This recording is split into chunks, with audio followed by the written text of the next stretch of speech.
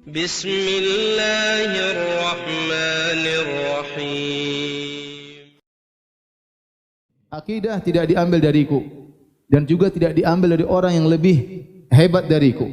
Bal i'tiqad yu'khadhu anillahi subhanahu wa ta'ala wa rasulihi sallallahu alaihi wasallam. Tapi akidah diambil dari Allah subhanahu wa ta'ala dan rasulnya sallallahu alaihi wasallam. Wa ma ajma' alaihi salaful ummah, dan apa yang disepakati oleh para salaf dari umat ini, orang-orang saleh terdahulu. Ya, kemudian beliau berkata yu'khadhu min kitabillahi ta'ala, maka akidah diambil dari Al-Qur'anul Karim wa min ahadithi Al-Bukhari wa Muslim wa ghairihima min al-ahadits al-ma'rufah, dan juga akidah diambil dari hadis-hadis Sahih Bukhari dan Sahih Muslim, dan selain dari mereka berdua dari hadis-hadis yang dikenal. Wa ma thabata an salafil ummah, dan apa yang diambil dari para salaf terdahulu. Inilah ya penjelasan Ibnu Taimiyah rahimahullah taala bahwasanya tatkala beliau menulis akidah berlandasar kepada dalil Al-Qur'an, sunnah, dan apa yang disepakati oleh para salafus saleh. Dan inilah yang membedakan antara akidah Ahlussunnah dengan akidah yang lainnya. Kalau kita baca akidah Ahlussunnah, buku akidah Ahlussunnah ditulis oleh para ulama salaf dan juga ditulis oleh misalnya Imam Ahmad, ditulis oleh muridnya Imam Syafi'i dan Imam Abu Hanifah dan yang lainnya, maka kita dapati akidahnya mudah dan juga dilengkapi dengan dalil Al-Quran dan Sunnah dan juga perkataan para salaf. Ya, maka mudah untuk dipahami, dasarnya jelas, dan di situ ada pengagungan terhadap para salafus saleh. Dan berbeda dengan akidah yang ditulis ahlul bidah, ya, maka kita akan dapati banyak pendapat ra'yu, ya, tidak berdasarkan Al-Quran dan Sunnah, berdasarkan akal, ya, berdasarkan filsafat, ya, sehingga akhirnya mereka tercerai-berai dan mereka berselisih dalam banyak perselisihan. Contoh sederhana, kalau antum membandingkan antara akidah Jahmiyah dengan akidah Mu'tazilah dengan akidah Asy'ariyah, maka antum akan mendapati perbedaan yang banyak. Padahal semuanya Jahmiyah maupun Mu'tazilah maupun Asy'ariyah sama-sama mengembalikan akidah mereka kepada akal. Bahwasanya akal lebih didahulukan daripada dalil. Ini kesepakatan mereka. Mereka tuliskan dalam buku-buku mereka. Dituliskan oleh Al-Qadhi Abdul Jabbar dalam Syarah Usul Khamsah, seorang tokoh Mu'tazilah, bahwasanya akal didahulukan daripada dalil. Dituliskan oleh Ar-Razi, tokoh Asy'ariyah, dalam bukunya bahwasanya akal didahulukan daripada dalil. Mereka semua sepakat bahwasanya yang menjadi patokan akidah adalah akal.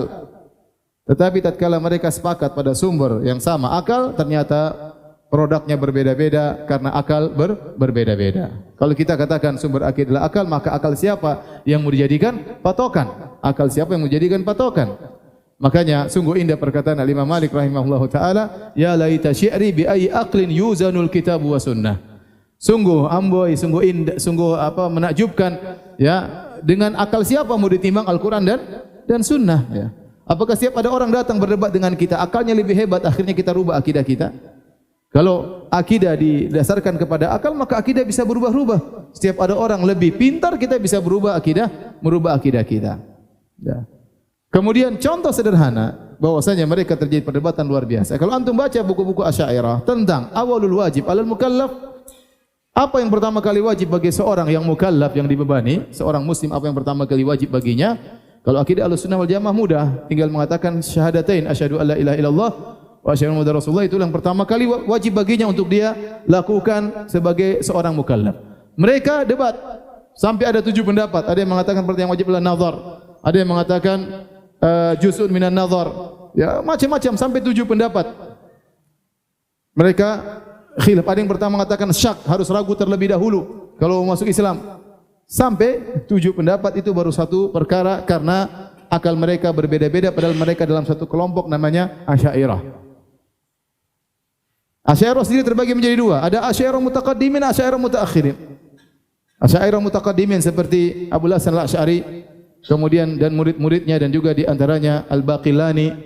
Mereka juga khilaf yang kuat dengan Asy'ariyah mutaakhirin seperti Razi dan lain-lainnya, Al-Juwaini dan yang lainnya. Berbeda dengan akidah salaf, maka akidah satu dari kurun demi kurun karena sumbernya sama, Al-Quran dan Sunnah dan perkataan para salaf. Oleh karenanya di antara keistimewaan akidah salaf, ya, bahwasanya dengan kita bersandar kepada akidah salaf, seharusnya kaum muslimin akan bersatu.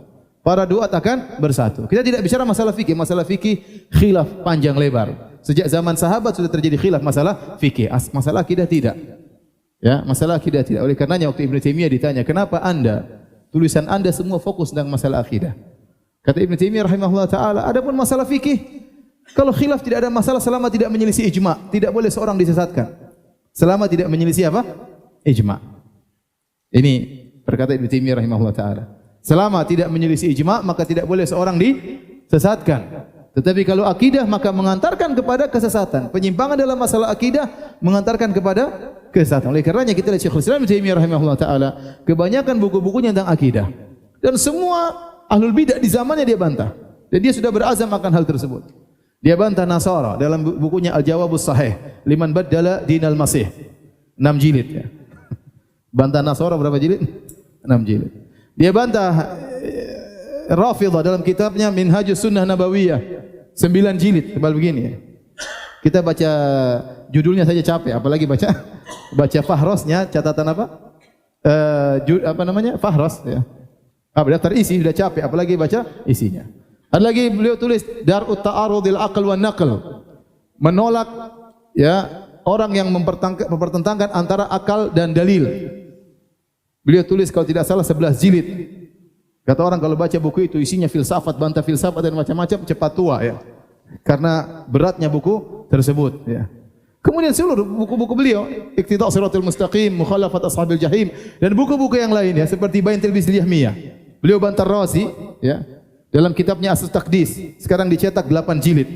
Bayan Talbis Jahmiyah ya. Ini tentang syubhat-syubhat masalah asma sifat. 8 jilid. Subhanallah. Belum buku-buku yang lain ya.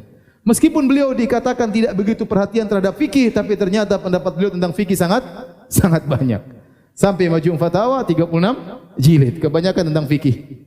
Ya, itu padahal kata beliau saya tidak terlalu perhatian sama fikih, tapi ternyata perkataan beliau tentang fikih juga sangat banyak. Intinya di antara keistimewaan akidah salaf bahwasanya akidah tersebut sumbernya sama ya Al-Qur'an dan Sunnah dan perkataan para salaf, para sahabat ya. Adapun ra'yu, pendapat, akal, maka ini ditinggalkan seluruhnya. Ditinggalkan seluruhnya. Kalau kita menjadikan akal sebagai sumber akidah, maka akal siapa yang mau dijadikan sumber akidah? Seandainya akal semua orang cuma satu, mungkin boleh dijadikan sumber akidah. Itu pun tidak boleh. Apalagi kalau akal ternyata al-uqul mutafawitah, akal itu bertingkat-tingkat.